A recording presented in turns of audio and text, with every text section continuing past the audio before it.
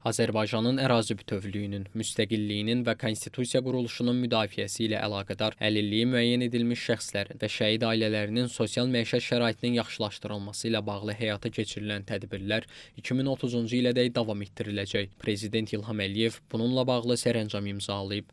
Əgər Əmək və Əhalinin Sosial Müdafiəsi Nazirliyi bu şəxslərin 2021-2025-ci illər ərzində mərhələlərlə mənzil və ya fərdi evlə təmin edilməsi üçün Azərbaycan Respublikasının prezidenti ilə razılaşdırılmaqla tədbirlər planını təsdiq edib həyata keçirilməli idisə, artıq bu müddət 2026-2030-cu illərdə əhatə edəcək. Hər il dövlət büdcəsinin tərtibi prosesində dövlət əsaslı vəsait qoyuluşunda bununla bağlı vəsait də nəzərdə tutulacaq.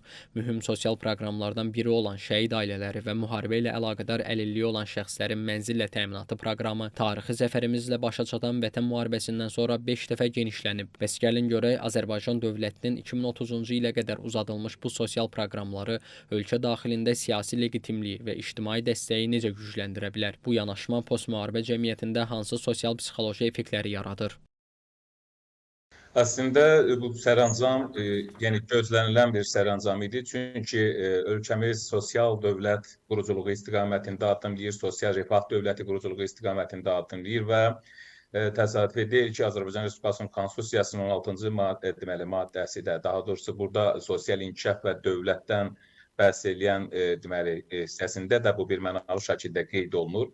Yəni Azərbaycanda ümumiyyətlə verilən qanunlar, qərarlar, sərəncamlar daha çox sosial yönümlüdür və bu da Azərbaycan dövlətinin sosial xarakterindən birbaşa xəbər verir. Yəni sözü gedən sərəncamda da biz görürük ki, Azərbaycanın ərazi bütövlüyü, suverenliyi və eyni zamanda konstitusiya quruluşunun müdafiəsi ilə əlaqədar olaraq əlil olmuş, eyni zamanda şəhid ailə üzvlərinin sosial məişət şəraitinin yaxşılaşdırılması ilə bağlı, eyni zamanda Çernobıl qəzasında aradan götürülməsində zamanı əlil olmuş insanlara şamil olunur. Bu bir daha sübut edir ki, Azərbaycan dövləti qayğıya ehtiyacı olan insanların, yəni sosial diqqətə, qayğıya ehtiyacı olan insanların yanındadır və dövlət vətəndaşının yanındadır.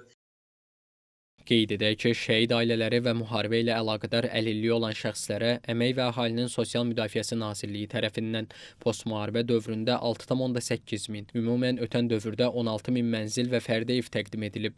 Bu il isə daha 1000 mənzil verilməsi nəzərdə tutulub.